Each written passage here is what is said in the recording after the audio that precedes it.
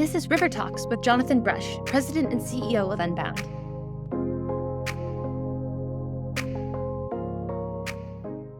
As you go through life, sometimes you notice certain systems, certain situations, certain processes that really don't work well, and they don't make a lot of sense.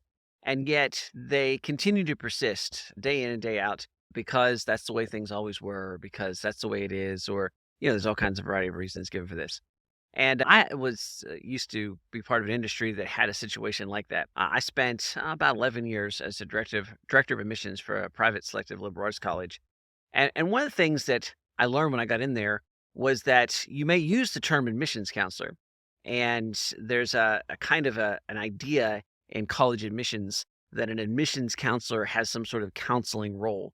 And certainly at one point, there was this idea that an admissions counselor counseled students into making the right decisions in terms of their choosing a college or to get into a particular college.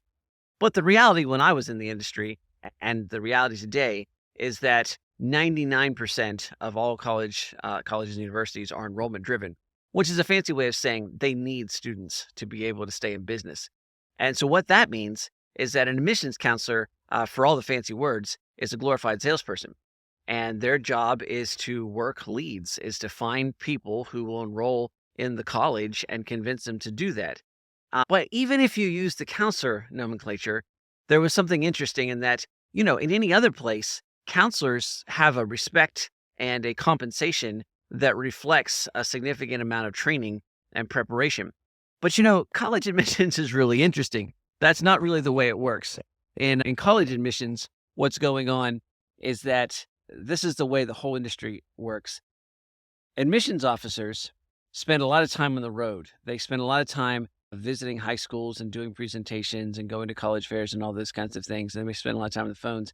And they're almost always hired from the ranks of recently graduated people, typically from that college. So that's what happened to me. I graduated from college. I got hired as an admissions counselor, and I went to work for the college as my first kind of official post-college full-time job. So there's a couple things that ought to be really obvious there. And the first thing is that people that work in admissions counselors' positions are not particularly experienced. Often, this is their first job, or they've only had a couple of years of experience. Now, this is the way the whole thing works. And so what happens is you pay admissions counselors a fairly low starting salary. You expect them to work for you 2 or 3 years before the travel season really got to be too much. And then they would move on. Some people would stay in the industry and move up and become the director of admissions or something like that, and then kind of climb the ladder inside the business side of the college's hierarchy. And there's a whole profession there and series of professions. And to some extent, that's what I did. I became a director of admissions my second year working for the college and then did that for a while. Or they move out and go into other things. Okay, so far so good. Except when you really break it down and you think about this. When you're talking about making a decision about college, you're talking about making a really difficult, complicated decision. And you're talking about doing that and spending more money than you spend for anything else except for possibly your house. This is like the biggest investment that you're ever going to make. And this is a really complicated purchase. And it has a whole bunch of, there's a financial aid process you have to go through, an application process you have to go through. Literally, the only thing that's more difficult to purchase is your house.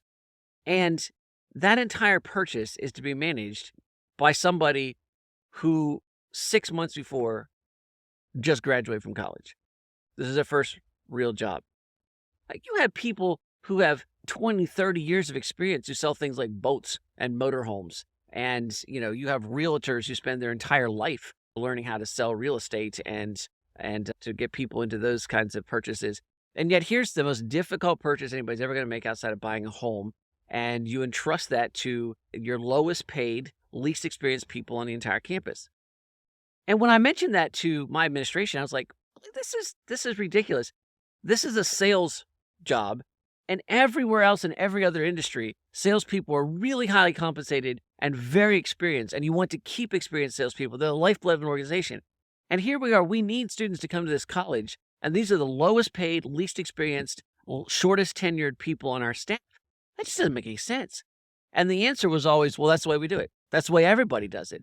And so that's the way we're going to do it. Like, there's no reason to change because that's the way the whole industry does it. And I was like, well, there's an opportunity to change and perhaps get a huge jump on our competition, right? I mean, in other words, If we did this differently, we could do significantly better than everybody else. And that was just not something anybody was going to contemplate and do. So we didn't. And, when I went on to do different things, I left the traditional higher education industry and I went to the non-traditional higher education industry. And in the non-traditional higher education industry, you know what they did? They paid commission to salespeople to recruit students. And the people that recruited students were the most respected, most valuable employees in some ways in the company. And it made a huge difference on the kind of things that the company was able to accomplish. Now, I point that out because it's interesting that if you refuse to change, if you say we're going to do things the way we always do it, you may be able to compete against everybody else who's doing it the same way, but you're not going to rise above. So there's a lesson there in doing it differently and rising above. But I bring this up because I just had an interesting experience. I was just at a conference and I was talking to somebody there, and there was the same kind of situation. There was a situation where there was an organization, a nonprofit organization, that needed to really do a lot of sales work in a particular place. They found a niche. And so they brought somebody in from the outside and they said, hey, when you do this, and he said, okay, but you're going to have to do this. And the person charged the nonprofit said, no, you can't do that. If you did that, your salespeople would make more than anybody else working for my nonprofit. And that would just destroy the morale of the nonprofit. Like we're saying that the people doing the nonprofit work, they're the most important people. And then you have the salespeople making more money. It's just a no-go. Now, that can be, you might think that's logical or illogical, that makes sense or it doesn't make sense, but that was the reality. But what happened next was really interesting. So the guy said, okay, well, I know that. That's why I'm saying I'm not coming to work for you. Instead, I'm starting a business, a separate business, and you're going to hire us to do your sales and marketing for you. And we're not going to charge you a flat fee. We're going to charge you 6% of whatever you make, and we'll take care of paying our own people. And the nonprofit head said, well, that's a fantastic idea. And so they did that. And this new company just transformed the nonprofit in terms of the amount of sales that they were able to make for them. So they basically had hired as consultants to come in and help do sales and marketing for this company. And they did a phenomenal job. And their people were compensated for the kind of work that they did. And so they were able to hire, retain, and keep some of the best talent and the kind of talent they needed in that particular sales and marketing industry. And for the nonprofit, there was great cover because they didn't even pay a flat fee. They just paid 6% of whatever they made. And so, the better they made, the more money this company made, nobody cared because the nonprofit was making so much more money with this particular division. Now, I love this story because I love how here's a process, here's a situation where the entire industry of these nonprofits all operate the same way. And everybody knows you can't do something different. And in fact, there's real significant hurdles inside the organization to do something different. And so instead of doing something different inside the organization, they just sidestep the whole thing. And they look for a win-win, and they form this new company. And now the people who work for the company are delighted because they get to do something that's really meaningful because they're helping this nonprofit. And they get compensated at a level that's commensurate with their experience and allows this company to hire and keep the best talent. The nonprofit's delighted because they don't have to demoralize their people by saying, oh, yeah, the salespeople are getting paid more than everybody else. They're able to continue to do their own thing. And yet they were able to capitalize this business opportunity in such a way that the entire mission of the nonprofit was significantly and substantially enhanced because of what the sales and marketing company that they hired was able to do for this division. That's a kind of win-win situation. That's the kind of think differently and look at things differently and say, there's a way here where we can think differently, we can do something differently, and we can do it in a way that everybody wins. My firm belief is that there's always an option out there like that. You just have to take the time to look for it and find it.